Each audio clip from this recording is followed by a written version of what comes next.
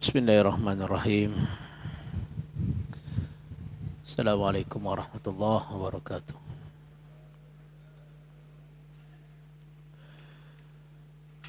Al-Fatihah. A'udzu billahi minasyaitonir rajim. Bismillahirrahmanirrahim. Alhamdulillahirabbil alamin arrahmanir rahim maliki yaumiddin.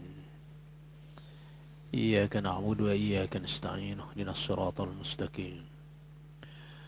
صراط الذين أنعمت عليهم غير المغضوب عليهم ولا الضالين آمين.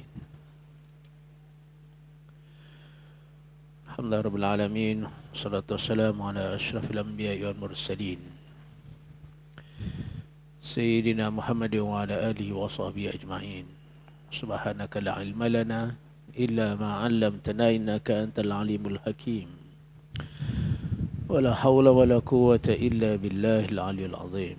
رب اشرح لي صدري ويسر لي أمري واحلل عقدة من لساني يفقهوا قولي. رب يسر ولا تعسر يا كريم.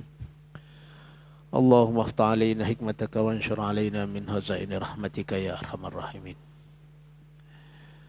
Yang dimuliakan Tuan Imam, jawatan kuasa masjid, muslimin muslimat yang dirahmati Allah, alhamdulillah kita merahmat syukur pada Allah SWT dengan limpah rahmatnya dapat kita berjumpa lagi pada malam ini. Dan insya-Allah kita sambung perbincangan kita daripada hadis-hadis di dalam kitab Sahih Bukhari. Hari ini kita masuk hadis yang ke-29. Hadis yang masih lagi membincangkan dalam bab iman dalam kitab Sahih Bukhari ini.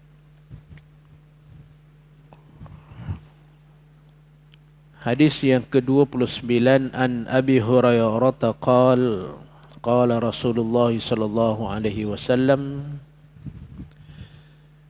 man yakum lailatal qadri imanan wa ihtisaban ghufira lahu ma taqaddama min dhanbihi. Dari Abu Hurairah radhiyallahu anhu katanya Rasulullah sallallahu alaihi wasallam sabda, barang siapa melakukan solat di malam qadar kerana iman dan ikhlas, nescaya diampuni Allah Subhanahu wa taala dosanya yang telah lalu. Kalau kita ingat balik bulan lepas kita membincangkan dalam bab ini berkenaan dengan munafik dan ciri-ciri munafik. Jadi mungkin hadis ini dibawa oleh Imam Bukhari untuk menjelaskan tentang iman yang sebenar itu macam mana. Di antara iman yang sebenar itu adalah apabila seseorang itu dalam bulan Ramadan sentiasa berusaha untuk menghidupkan malam-malam Ramadan. Kerana dengan menghidupkan malam-malam Ramadan itulah akan dapat menghidupkan yang dikatakan Lailatul Qadr, akan dapat mendirikan solat pada malam Qadar itulah. Ya, malam Qadar itu satu malam dalam bulan Ramadan yang Allah Ta'ala beri kelebihan. Inna anzalnahu fi Lailatul Qadr wa ma adra kama Lailatul Qadr Lailatul Qadri khairum min alfi syahr tanazzalul malaikatu war-ruhu fiha biizni rabbihim min kulli salamun hiya hatta matla'il fajr. Ya. Kita rasanya semua dah tahulah yang dimaksudkan dengan malam Qadar itu dan kelebihannya yang lebih baik daripada 1000 bulan. Maka di antara bukti keimanan kepada Allah Subhanahu wa taala itu adalah apabila kita mengikhlaskan diri kita untuk beribadat pada malam Qadar dengan mendirikan sembahyang. Tak kira lah apa nama sembahyangnya, ya. Sama ada kita nak bagi nama sembahyang tarawih, secara prinsipnya Nabi sallallahu alaihi wasallam pada tiap-tiap malam akan bangun malam untuk sembahyang malam, ya. Banyaklah hadis-hadis yang menjelaskan tentang sembahyang malam Nabi sallallahu alaihi wasallam yang diriwayatkan terutamanya daripada Sayyidatina Aisyah, isteri Nabi sendiri. Pastinya dia lebih tahu keadaan sembahyang Nabi sallallahu alaihi wasallam, ya, terutamanya pada waktu malam, ya. Jadi saya tak nak huraikan yang itu, tapi maknanya berusahalah untuk menghidupkan malam-malam Ramadan itu sebagai bukti iman kita lah. An Abi Hurairah, hadis yang seterusnya, hadis yang ke-30. An Abi Hurairah anin Nabi sallallahu alaihi wasallam qala intadaballahu liman kharaja fi sabilihi la yukhrijuhu illa imanun bi wa tasdiqun bi rusuli an arji'ahu bima nala min ajrin aw ghanimatin aw udkhilahu al-jannah walaula an ashqa ala ummati ma qa'adtu khalfa sariyatin wala wadidtu anni uqtalu fi sabilillah summa uhya summa uqtal summa uhya summa uqtal. Dari Abu Hurairah radhiyallahu anhu, katanya Nabi sallallahu alaihi wasallam sabda, Allah menggembirakan hati orang yang berperang fi sabilillah, yaitu orang yang berperang semata-mata kerana iman kepada Allah dan Rasulnya, bahawa ia akan kembali membawa kemenangan dan harta rampasan atau dimasukkan ke dalam syurga. Andai kata tidaklah akan menyulitkan umatku, nescaya aku selalu ikut berperang. Aku ingin mati terbunuh di jalan Allah, kemudian hidup kembali dan terbunuh, hidup kembali dan terbunuh pula. Ya. Ini pula iman yang sebenar itu adalah orang yang sanggup untuk mati pada jalan Allah Subhanahu wa taala. Sebab itu dalam Quran dijelaskan, jangan kamu menyangka bahawa orang yang mati pada jalan Allah itu mati, bal ahyaun inda rabbihim yurzakun, bahkan mereka ini hidup di sisi Allah Subhanahu wa taala dan mendapat rezeki si Allah Subhanahu wa taala. Dan orang yang pergi berperang ini memang bercita-cita untuk matilah. Ya, kena bercita-cita untuk mati. Kerana ganjaran kematian itu Nabi kata masuk ke dalam syurga. Ya. Tapi mesti dengan imanan lah, dengan iman dan ikhlas dalam berperang. Kerana ada hadis yang menjelaskan bagi orang yang ada amalnya tetapi tujuannya bukan lillahi ta'ala, kerana tujuan-tujuan yang lain. Dalam hadis disebut ada 3 golongan lah. Satu, orang pergi perang pada jalan Allah Ta'ala. Besok dekat akhirat Allah tanya atas segala nikmat hidup yang diberikan, rezeki yang diberikan, apa yang telah digunakan? Nyawa tu untuk apa? Dia kata nyawa tu telah digadaikan fi sabilillah, untuk jihad pada jalan Allah Ta'ala. Tapi Allah kata tipu. Kerana tujuan perang tu bukan untuk jihad pada jalan Allah Ta'ala, tapi tujuan perang tu supaya orang kata hebat, dipuji orang sana sini. Dan dengan kematian kamu pun kamu dah dipuji oleh orang. Ya, semua orang puji dah. Dia dah dapat dah apa yang kau nak. Lalu dicampakkan dia ke dalam neraka. Itu kita tak mau amalan yang sebegitu.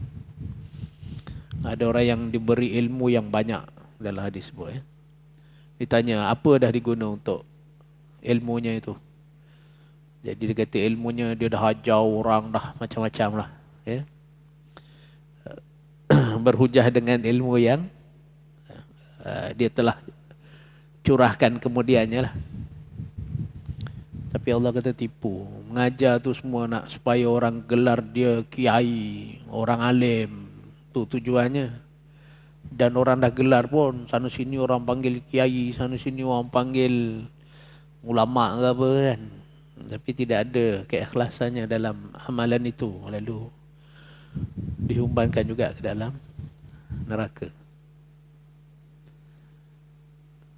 Satu lagi tak ingat. Amalan kot, ya. Beramal banyak-banyak, ya. Tapi tidak ada ikhlas. Kita ingat satu lagi dalam hadis itu ada disebutkan, ya, 3 perkara. Okay.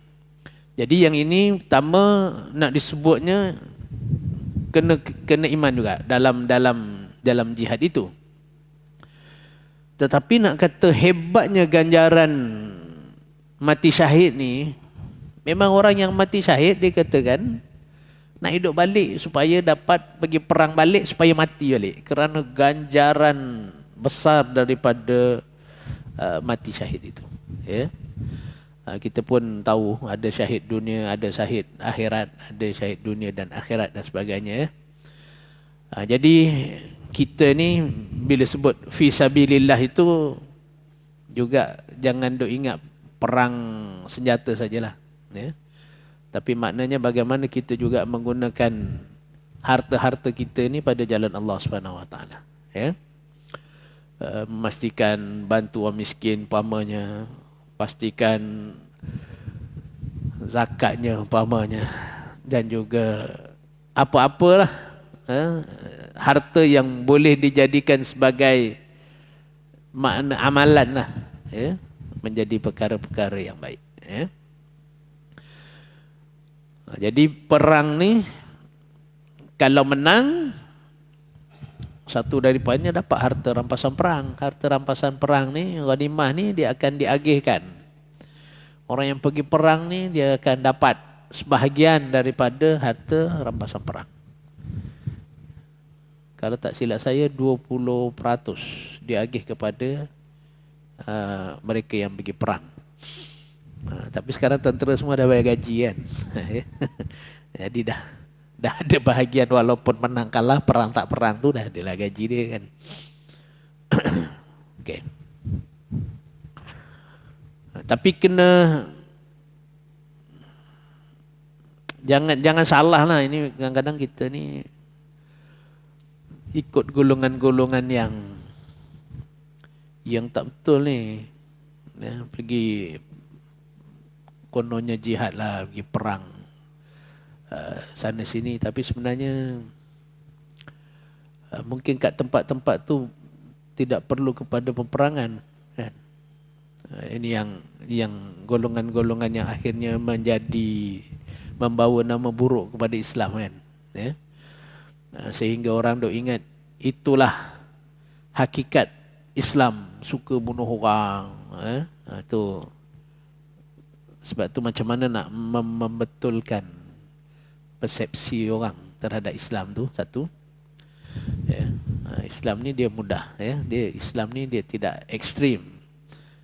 Perang ni bila kita diserang baru kita boleh mempertahankan diri dan sebagainya lah. Bila kita dah tak boleh laksanakan Islam umpamanya, maka pada waktu itu, ya, barulah boleh perang, ya. Bukan mudah-mudah angkat senjata lah. Yang ni kena faham juga mana jihad, ya.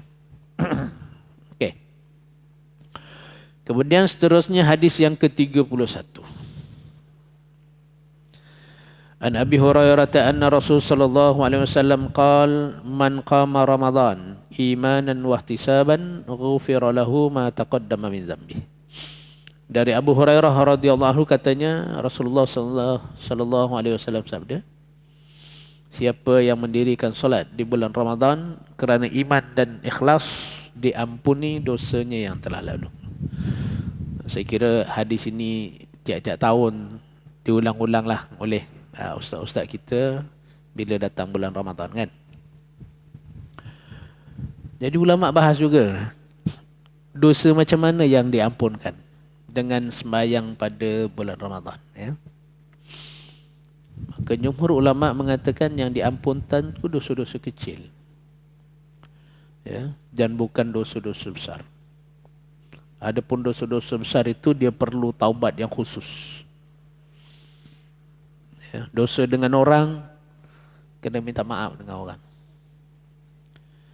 Jangan sedap-sedap buat dosa sana sini, fitnah sana sini, batu bulan Ramadan terawih ya kata, aku dah habis dah dosa aku semua. Sekarang orang ni main fitnah macam-macam, main cakap aja ya. Jadi jangan main cakap ya. Kita ni sebagai orang Islam Jadi imanan wahtisaban dengan penuh keimanan tadi, diampunkan dosa yang telah lalu, iaitu dosa-dosa kecil. Macam juga antara Jumaat dengan Jumaat, Allah ampunkan dosa. Antara sembahyang dengan sembahyang, Allah ampunkan dosa. Ya.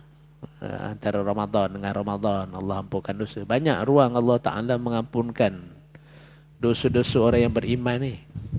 Ya, tapi dosa-dosa kecil dan dosa dengan Allah Subhanahu Wa Ta'ala. Ya, tetapi dosa-dosa besar, ya, tinggal sembahyang, umpamanya ni dosa besar. Ya, yang perlu taubat, ya, pada Allah Subhanahu Wa Ta'ala. Ya.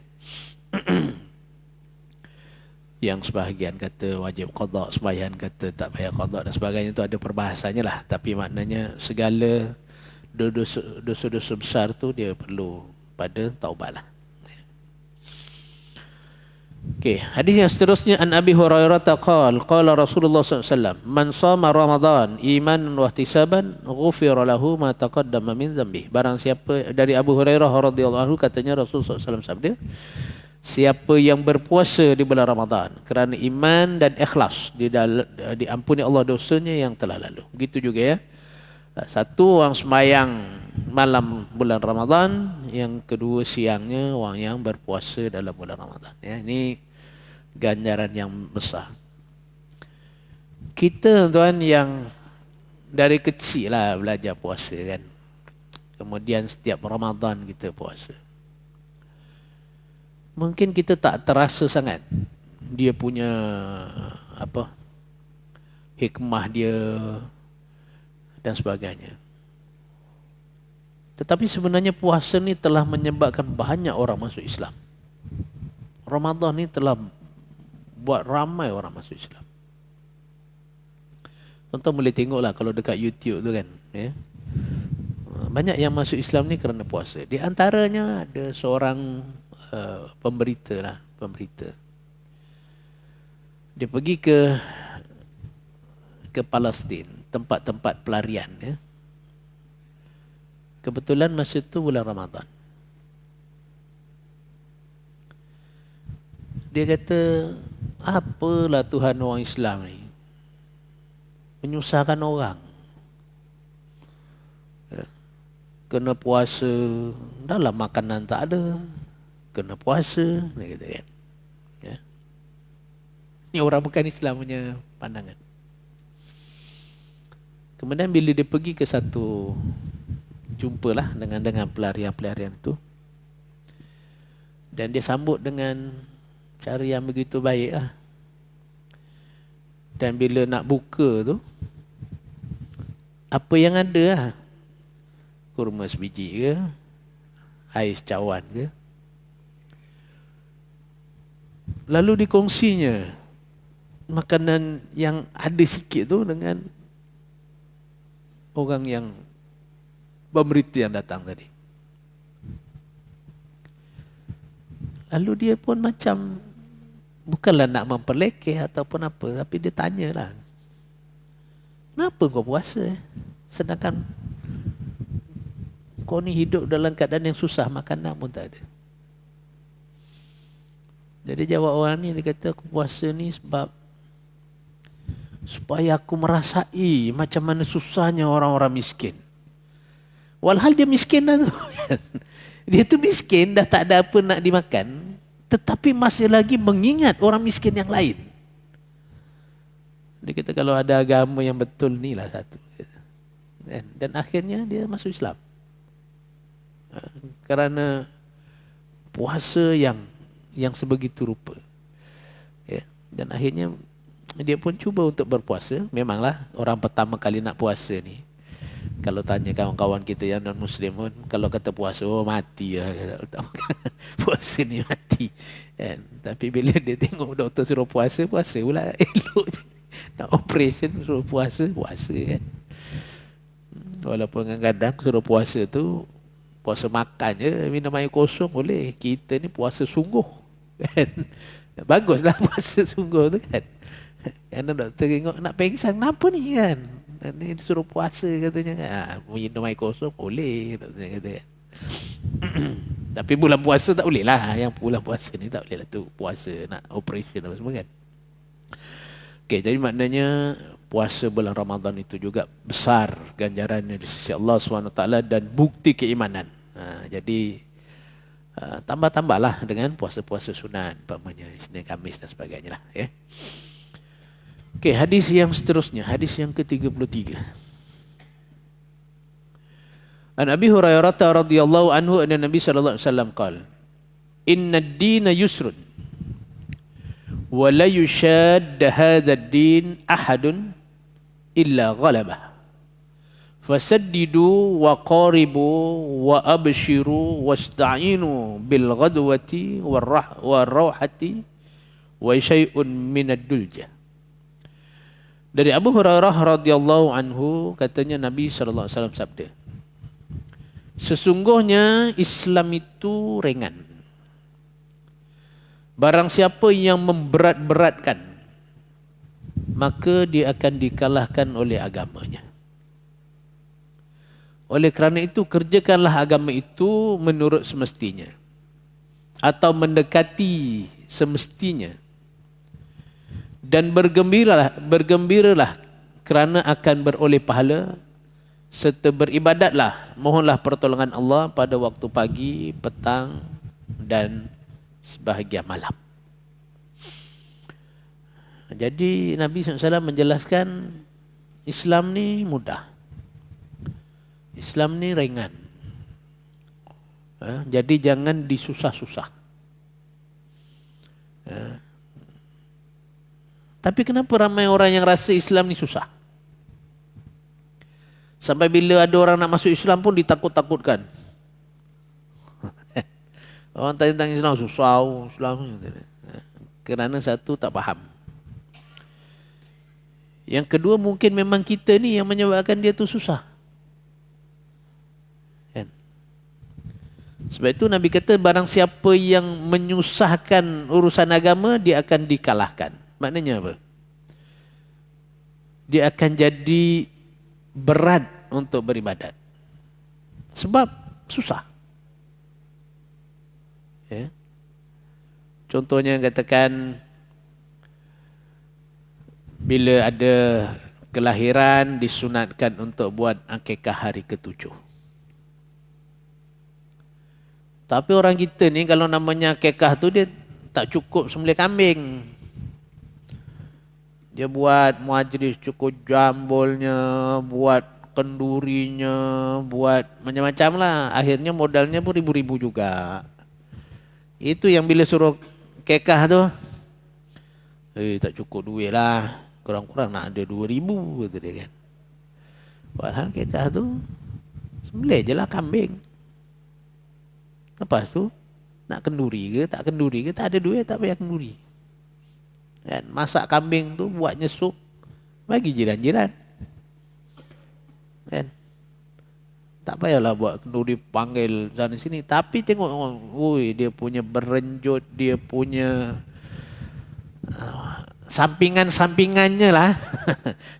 Kalau kambingnya tu 7-800, sampingannya 5-6 ribu. Kan? Pasang kemah 7-8 kemah kan. Tak, kalau nak buat kenduri duit ada, ikut lah kan. Tu cerita tak menyusah untuk dia kan. Kita yang jangan kita nyusahkan lah. Kan? Lepas tu pula ni kadang-kadang tuan-tuan orang tanya soalan-soalan kita pasal kekah ni pun kadang-kadang memang adalah di antara hikmah kekah tu suruh jangan dipatah-patahkan tulangnya. Hikmahnya supaya bayi itu nanti kuat. Bila dibuat akikah, tengok-tengok daging sampai dah patah-patah, telefon. Agaknya besok anak saya dah besar aksiden patah tulang tak ya, kata dia. Kenapa pula ni? Dah akikah dah, pesan kat orangnya. Tapi datang dah dipotong kecil-kecil ni, besok tulangnya hancur ke macam mana? Kata macam mana lah fahamnya. Fahamnya akikah tu adalah satu ibadat, yang lain tu dia buat hikmah-hikmah yang tidaklah ada benda-benda yang menyusahkan lah, kan. Tulangnya nak buat macam mana lah, itulah macam-macam lagi lah. Itu baru satu perkara tu. Begitu juga dengan sembahyang. Ya, orang kita ni tak ada kain tak sembahyang. Kan? Pergi budak-budak sekolah pergi rombongan kan. Saya pernah lah jumpa budak rombongan. Masa tu kat mana ya? Masjid Pulau Pinang ke apa. Pas main subuh tu, budak-budak ada lah yang masuk tandas. Ni dah sembahyang belum? Tak bawa kain lah cik, kata dia. Jadi sembahyang tu nak kena pakai kain. Pakai seluar ni tak boleh sembahyang. Jadi konsepnya tu tak aurat. Faham tu tak aurat tu senang. Itu yang lelaki, yang perempuan satu hal juga. Tak ada telkung tak sembahyang. Kan? Walau kalau tuan-tuan pergi kat Mekah tu, yang pakai telkung tu orang Malaysia, orang Indonesia, Thailand, India, tu je lah kot. Yang lain tak ada pun pakai telkung ni. Pakaian tu tak aurat. Kan? Jadi sebenarnya mudah. Kan? Nak wuduk pun mudah. Ini wuduk setengah jam tak selesai. Kan? Takbiratul ihram 15 kali tak lepas-lepas. Kan? Sama imam nak rukuk baru lepas. Kan? Jadi ini jadi susah begitu kan. Ya? Agamanya jadi susah. Jadi sebab itu bila kita menyusah ni akhirnya kita ditewaskan. Ditewaskan maknanya akhirnya tinggal habis amalan-amalan. Kesanggupan untuk buat ibadah tu jadi susah kan? Kan? Walhal agama ni mudah. Macam saya pernah hurai, tak ingatlah dalam dekat surau ni pernah sebut ke tak hari tu. Sampai orang kata Nabi SAW bangun sembahyang malam 1000 rakaat, kata dia. Susahnya lah agama kalau sembahyang 1000 rakaat satu malam. Aisyah kata Nabi sembahyang 13 rakaat, 11 rakaat. Ya. Ini sembahyang 1000 rakaat. Memang tak sembahyang lah. Satu memang tak logik pun. Memang tak logik. Aisyah kata Nabi ni kalau sembahyang dari segi eloknya jangan cakap lah. Maknanya bacaan Fatihahnya, bacaan ayatnya berapa panjang Nabi baca. Memang sampai bengkak-bengkak kaki Nabi berdiri sembahyang, memang tak nafikan itu. Tapi kalau tuan-tuan kira 1000 rakaat satu malam berapa jam? Kan? Katalah daripada Isyak sampai subuh. 9.30, 10.30, 11.30, 12.30, 1.30, 2.30, 3.30, 4.30, 5.30. 9 jam. Kalau 9 jam 1000 rakaat 1 jam 110 rakaat. Kan? 1 jam 110 rakaat, seminit baru 60. Kalau 1 rakaat seminit baru 60. Jadi 30 saat aja satu rakaat. Munasabah tak Nabi sembahyang 1 rakaat 30 saat? Ini takut jadi fitnah pula kan. Dia sembahyang tu tarawih 20 rakaat berapa minit tu? Dia kata Nabi kalau disandarkan yang minitnya tu lah kan. Jadi jangan kita jadi fitnah begitulah. Ya. Jadi bangun malam kalau nak semayang, tapi jangan kita kata berat begitu. Ya. Zikir, satu hari mesti nak 1000. Kalau tak 1000 begini. Tak mestilah. Memanglah fazkurullah zikran katsira. Zikirlah, ingat Allah Ta'ala banyak-banyak. Jadi banyak-banyak tu nak 100 pun banyak, nak 1000 pun banyak, 10,000 pun banyak. Tak kira lah. Jadi ada orang yang suka dengan zikirnya, mungkin zikirnya lebih sikit. Ada orang suka dengan puasanya banyak. Ada orang suka dengan sedekahnya banyak. Ada orang suka dengan sembahyangnya banyak. Jadi agama ni dia bukan benda yang menyusahkan orang. Ya? Jadi jangan disusah. Itu belum cerita lagi rusah-rusah yang Allah Ta'ala bagi. Kan? Bila musafir, bayang boleh jamak, boleh qasar. Bila musafir, orang puasa, ya, takut bawa kereta ni ngantuk sangat kerana puasa lemah jadi aksiden bahaya, boleh buka. Kan? Jadi ini agama ni mudah. Tapi jangan ambil mudah. Kan? Semayang, alah tak apalah, tak semayang ni. itu ambil mudah, bukannya mudah. Ya? Sehingga akhirnya agama pun tinggal terus. Ya? Jadi perkara yang kena ambil berat lah. Ya? Jangan sampai dilanggar-langgar benda yang telah dinya. Contohnya pakaian kita, yang penting tu aurat. Kan? Nak pakai t-shirt, nak pakai jubah, nak apa-apa. Kan? Yang penting tu aurat. Bayanglah. Umpamanya. Jangan bila orang pakai t-shirt, pakai tracksuit, pergi masjid pakai tracksuit. Ikutlah dah selesa dia begitu kan. Ya. Ini orang pakai jubah pergi pasar. Ni kan jubah pergi masjid, pergi pasar pakai jubah. Ikutlah. Yang penting tu tahulah arat selesa macam mana. Kan? Sebab orang ni kan, tuan-tuan, kalau dia nak pandang satu perkara tu dari sudut baiknya, dia akan jadi baik. Kalau kita nak pandang dari sudut buruk, dia akan jadi buruk. Perdana Menteri pergi kerja pakai capal pun orang kata baik. Kan? Tapi silat-silat kalau staf pergi pakai capal, kena denda pula sebab tak pakai kasut. Boleh jadi. Tapi macam mana image yang nak kita kata? Kan? Orang pakai jubah jadi menteri besar umpamanya, mungkin orang akan kata lekeh lah menteri besar pakai jubah, pakailah blazer. Jadi apa image? Yang penting kan tu aurat kan.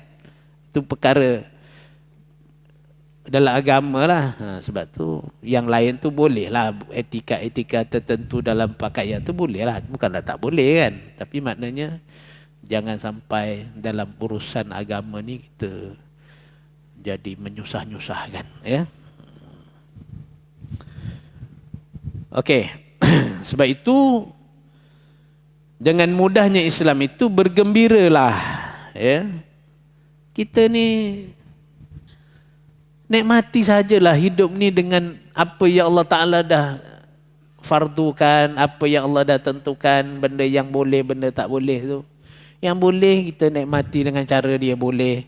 Yang tak boleh kita nikmati dengan cara dia tak boleh. Jalan ni kehidupan ni je. Ya. Ini kadang-kadang merungut sana, merungut sini. Benda yang boleh tak nak dibuatnya. Benda yang tak boleh itu yang sibuk nak difokusnya dan sebagainya. Ya. Jadi kita boleh sembahyang ni, nikmatilah sembahyang kita sekadarnya. Yang sekadarnya maksudnya kalau kita boleh sembahyang tapi nerawang sana, nerawang sini, ya sembahyang jugalah. Sambil berusaha fokuskan dalam sembahyang. Tengah sembahyang, duk ingat kalah pula Brazil ni. Kan? Dah pukul berapa tak tidur kan, bangun subuh sampai ingat. Kalah pula pasukan yang aku sokong ni. Kalau ingat macam tu terus istighfar balik dalam sembahyang tu, fokus balik gitulah. Ya. Umpamanya. Nanti ingat pula lah. Kerja tu tak siap. Fokus balik. Ya. Gitulah. Ya. Itu bab orang awam gitulah. Ya, maknanya kalau ada perkara-perkara yang dalam ibadat kita tu waktu-waktu tertentu fokusnya hilang sekejap, maka letakkan balik. Ya. Sebab itu tuan-tuan, kalau tuan-tuan pergi kepada perbahasan bab baca Fatihah dalam sembahyang aja. Ya. Memang ada hadis yang menjelaskan La salata liman lam yaqra' bi Fatihatil Kitab. Tak dikira sembahyang bagi orang yang tak baca Fatihah. Ulama bahas lagi. Okey, kalau sembahyang seorang-seorang memang kena bacalah. Kan, kalau tak baca tak sahlah sembahyang. Tapi Imam Hanafi kata, la solat tu kita bukan tak sembahyang tu dia. La solat tu tidak afdal dia kata. Sebab Allah kata faqra'u ma tayassara minal Quran. Bacalah mana yang mudah daripada Quran. Jadi ulama kata baca mana-mana 3 ayat pun tak apa. Tapi mungkin kita tak pernah lah begitu. Tapi baguslah, jangan lepas ni tak baca Fatihah pula. Bacalah Fatihah tu. Tapi saya nak kata adanya pandangan daripada mazhab Hanafi. Kemudian bila kita sembahyang berjamaah, kalau imam dah baca kuat, bila imam dah baca kuat, Hanafi, Maliki, Hambali, dia kata dah tak payah baca Fatihah dah, makmumnya. Kerana Quran kata, fa iza quri'al Quran fastami'u lahu wa ansitu. Bila dibacakan Quran, dengar. Bila imam baca surah tu, dengar. Tapi Syafi'i kata, baca. Makmum kena baca surah Fatihah. Tapi ayat lain tak boleh. Ayat lain tak boleh. Sebab Nabi pernah, waktu Nabi sembahyang, sahabat kat belakang ni baca sendiri. Nabi baca surah apa, kat belakang pun baca surah sampai Nabi baca pun serabut.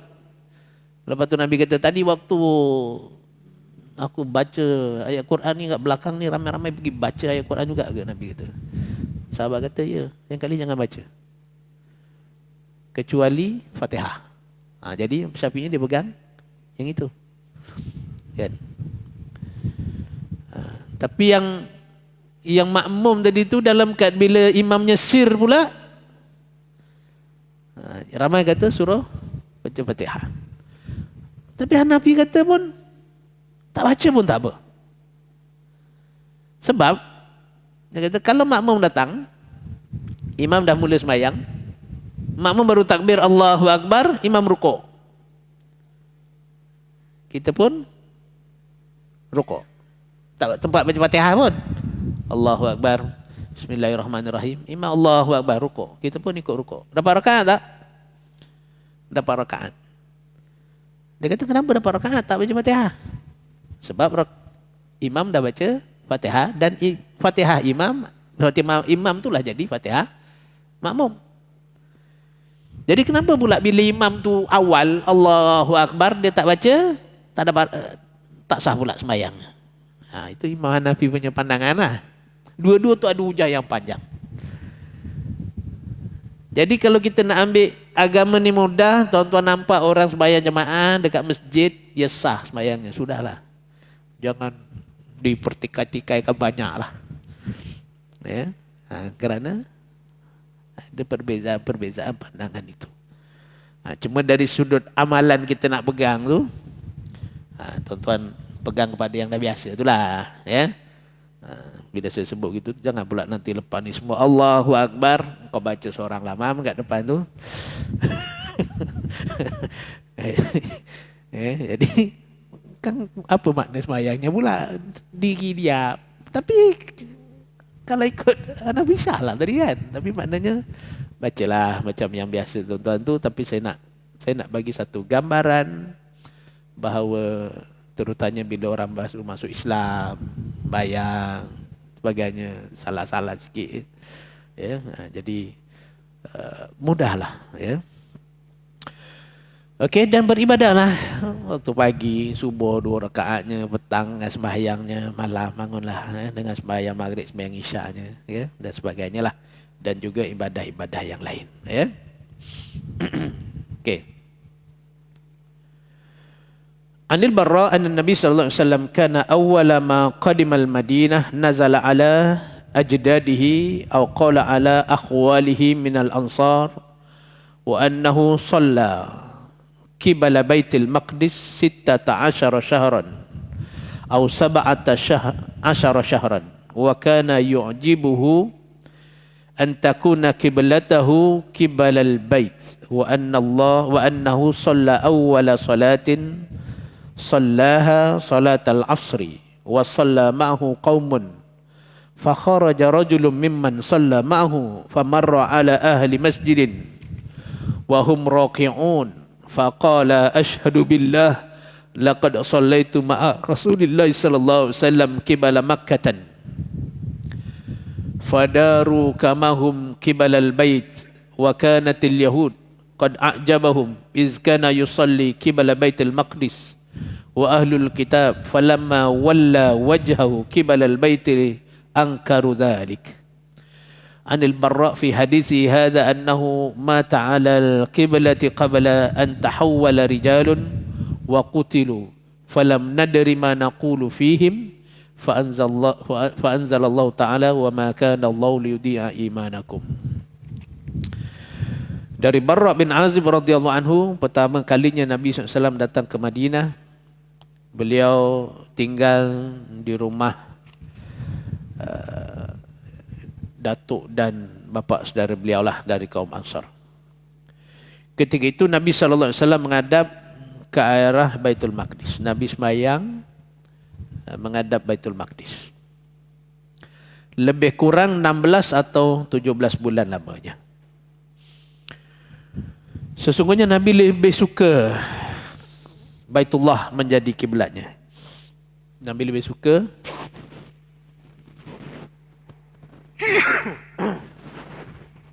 suka kalau boleh semayang itu menghadap kiblat Baitullah, menghadap Kaabah lah. Dan solat yang mula-mula dikerjakan Nabi SAW menghadap ke Kaabah ialah solat asar, yang dilakukan beliau bersama dengan orang ramai lah. Kemudian salah seorang yang ikut jemaah bersama Nabi SAW ketika itu keluar dan pergi ke sebuah masjid di mana jemaahnya sedang rukuk menghadap Baitul Maqdis. Lantas orang itu berkata, demi Allah, baru saja saya solat bersama Rasul SAW menghadap Mekah, menghadap Baitullah di Mekah. Maka segera mereka merubah kiblat mereka menghadap ke Baitullah. Orang-orang Yahudi mulanya sangat bangga ketika Nabi mengikutnya solat menghadap ke Baitul Maqdis. Begitu pula orang Nasrani. Tetapi setelah kiblat umat Islam berubah ke Baitullah, mereka mencela perubahan itu. Selanjutnya Barak menyebut dalam hadisnya ini, banyak orang telah meninggal di masa kiblat masih di Baitul Maqdis, dan yang terbunuh sebelum perubahan kiblat ke Baitullah. Kami tidak mengerti bagaimana hukumannya solat itu. Lalu turun ayat, Allah tidak akan mensia-siakan iman kamu sekalian. Kalau tuan-tuan baca dalam suratul Baqarah juzuk yang kedua, fawalli wajhaka syatral masjidil haram wa aynama kuntum fawalli wujuhakum syatra, sebagainya kan.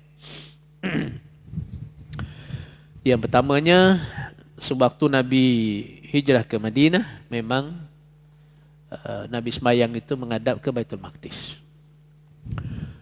Mungkin di antara hikmahnya itu supaya orang-orang Yahudi, orang-orang Nasrani ini ikut apa yang diajar di dalam agama Islam.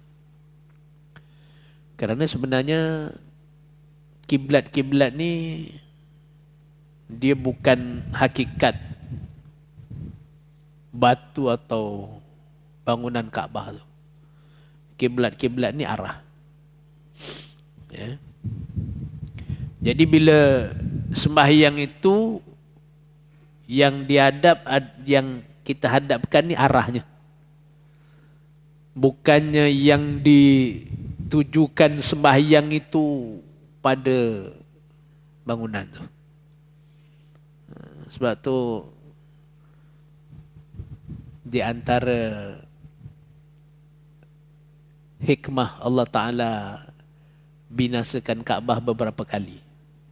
Ya, Kaabah ni pernah roboh, banjir dan sebagainya. Mungkin supaya manusia ni tidak mengagungkan dengan maksud menyembah apa bangunan tu. Ya. Tapi arah itu. Jadi apabila di peringkat awal diperintah waktu di Madinah tu menghadap Baitul Maqdis. Kita azan dulu, nanti saya habiskan sikit lah hadis ni ya.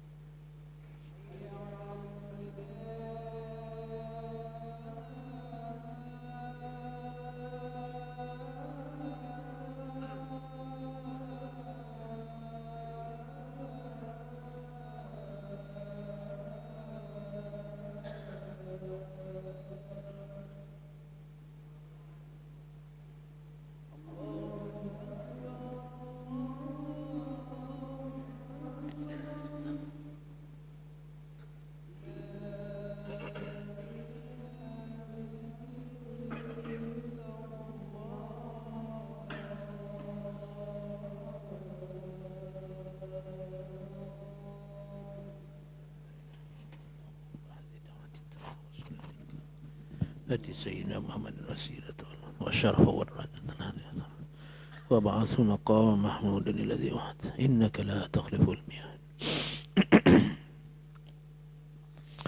Kita sambung sikit lagi huraian hadis ni tuan-tuan ya. Jadi tuan-tuan, perubahan arah kiblat daripada menghadap ke Baitul Maqdis dan bertukar kepada menghadap ke arah Kaabah itu, Baitullah itu, dia sebenarnya satu ujian besar bagi orang yang beriman pada waktu itu. Ya. Jadi pada orang yang beriman ni, dia mudah. Apa yang Nabi cakap tu itu. Nabi suruh hadap Baitul Maqdis, mereka menghadap. Nabi suruh hadap Baitullah, Kaabah. Dia pun tengah semayang ni, perintah tu datang, tukar terus. Bagi orang yang beriman semudah itu. Tapi bagi orang yang tak beriman, ada soal banyak. Kenapa tukar, tak sepatutnya tukar. Jadi macam-macam lah dia punya apa? Cuba mempersoalkan. Macam kita jugalah, banyak benda yang kita suka buat tiba-tiba tak boleh.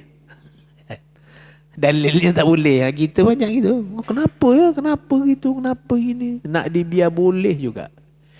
Kan?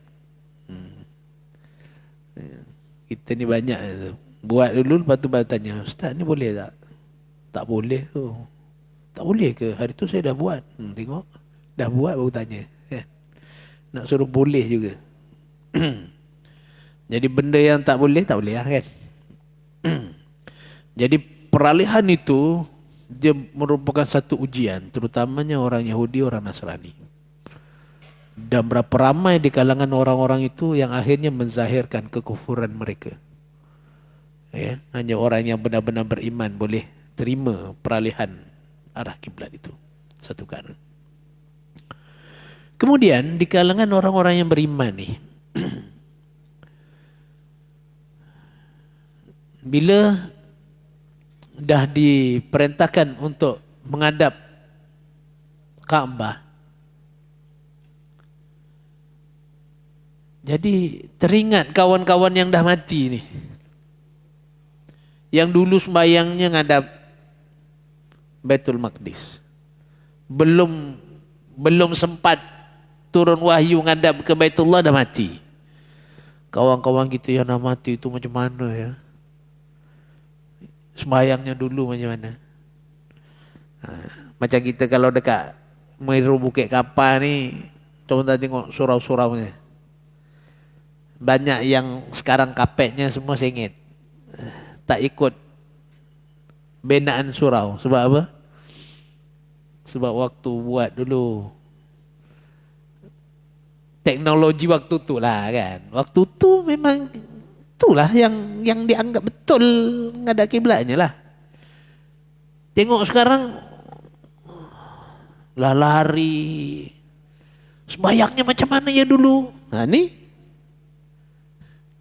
yang dulu sudah kan. Waktu tukar arah kiblat tu. Itu. Tapi sekarang bukan wahyu baru lah. Betulkan. Betulkan. Betulkan dia punya kedudukan aja. Bukan wahyu baru sekarang ni. Ngadap kiblat juga. Tapi dulu dah surau kita tu sengit. Masjid kita tu sengit waktu tu. Ada juga yang tanya, kenapa ya agaknya gempa bumi ni jadi beralih ke? Tak juga. Masjid Bukit Kapar tak beralih pun. Masjid Meru tak beralih pun. Surau-surau tu waktu buat dulu, yalah, dia tengok matahari, tengok apa, tapi tidak tepat. Itulah kan. Dan sebenarnya kalau pergi kepada perbahasan detail lagi lah tuan, Kaabah tu besar mana? Ada besar dewan ni ke? Macam tak ada kan? Yang dah pergilah. Kecil lagi kan? Kecil lagi, okey. Kalau kecil lagi, katalah imamnya ni betul-betul kat tengah-tengah Kaabah kan? Ngadapnya lah. Yang ujung sana? Yang ujung sana tu? Jangan pula lepas ni dikecilkan masjidnya pula. Kan? Jangan pula lepas ni dikecilkan masjidnya ataupun softnya dilengkungkan sikit sebab buminya melengkung. Kan? Jadi hakikatnya tu yang kata kita menghadap Kaabah tu, ada yang bila kita kat luar cukup menghadap Masjidil Haram, jadi masjidnya. Ada yang kata bila kita kat negara lain cukup dengan kota Mekah, macam-macam lah pandangan-pandangan itu. Tapi maknanya kita kena faham bahawa sembahyang ni arahnya itulah. Sebab tu setahun Allah Ta'ala bagi 2 kali matahari itu akan berada tegak di atas Kaabah. Jadi waktu tu kita tengoklah kan, kat rumah kita ke apa ke, dan masjid kita ni jangan, maksud saya tadilah, bila yang ujung-ujung tu jangan pula rasa aku ni tak ngadap Kaabah ni, jangan kata begitu pula, jangan nak Kaabah. Jadi yang Allah nak daripada ibadat kita tu apa? Lah iman tadi. Kan? Sebab tu fa anzalallahu ta'ala wa ma kana Allahu liyudhi'a imanakum. Allah tidak akan mensia-siakan iman itu. Jadi maknanya dalam amalan-amalan itu prinsipnya adalah keimanan. Ya. Jadi bila kita dah yakin sembahyang kita menghadap ke situ, ya. Jadi tiba-tiba salah berdasarkan pada ijtihad kita lah. Katalah tuan-tuan baru sampai ke satu tempat kan. Tempat tengok dah malam, matahari pun tak nampak, cari tanda-tanda kiblat tak ada. Nak tanya orang pun cari masjid tak jumpa. Fikir inilah arahnya. Mungkin sekarang banyaklah apps yang ada kan. Tengok.